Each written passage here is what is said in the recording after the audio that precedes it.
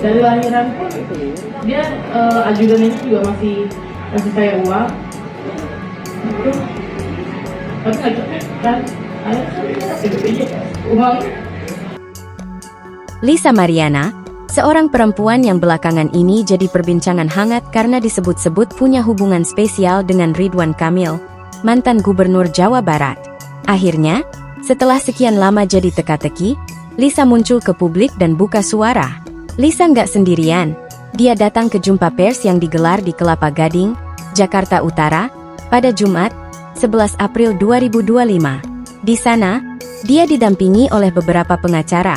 Dalam konferensi pers itu, Lisa dengan gamblang mengungkapkan kisah yang katanya terjadi antara dirinya dan Ridwan Kamil, atau yang biasa disapa RK. Menurut Lisa, awal mula perkenalan mereka terjadi di tahun 2021.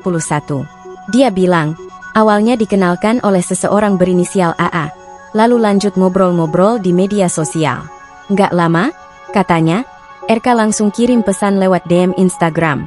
Dan dari situ, hubungan mereka berkembang jadi lebih dekat. Bahkan Lisa bilang mereka pacaran. Lisa juga cerita, setelah ada kunjungan ke Palembang, komunikasi mereka makin intens lewat aplikasi Telegram. Nah, disinilah cerita makin serius.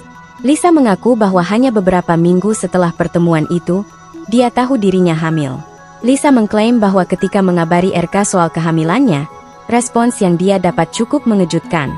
Menurutnya, RK menyarankan untuk menggugurkan kandungan tersebut. Ia bahkan bilang kalau RK menyampaikan hal itu lewat panggilan telepon.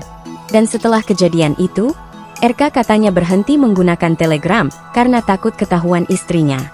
Pas ditanya soal bukti, Lisa mengaku nggak punya bukti tertulis atau tangkapan layar, karena semua komunikasi mereka lewat Telegram dan telepon, yang katanya sudah nggak bisa diakses lagi.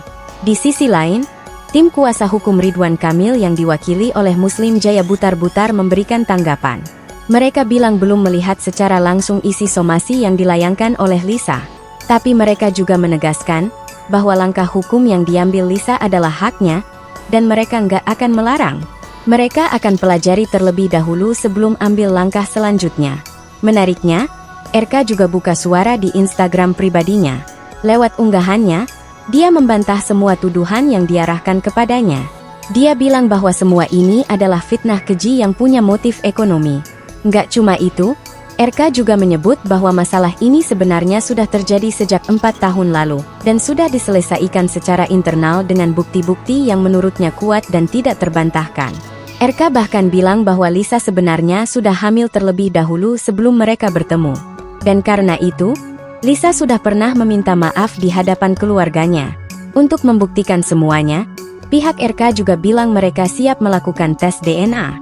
Jadi, mereka tampaknya cukup percaya diri bahwa tuduhan ini nggak berdasar.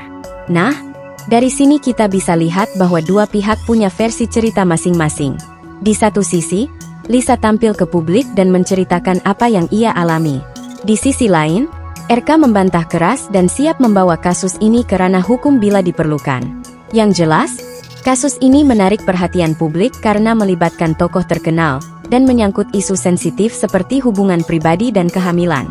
Apalagi ada unsur hukum dan kemungkinan dilakukannya tes DNA, yang tentu bisa membuka babak baru dalam cerita ini.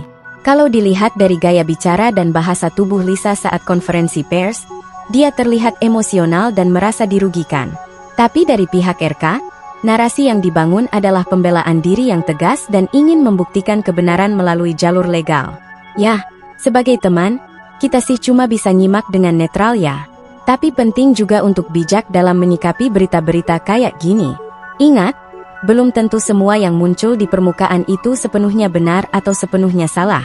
Hukum dan buktilah yang nantinya bakal jadi penentu. Kita tunggu aja kelanjutan kasus ini.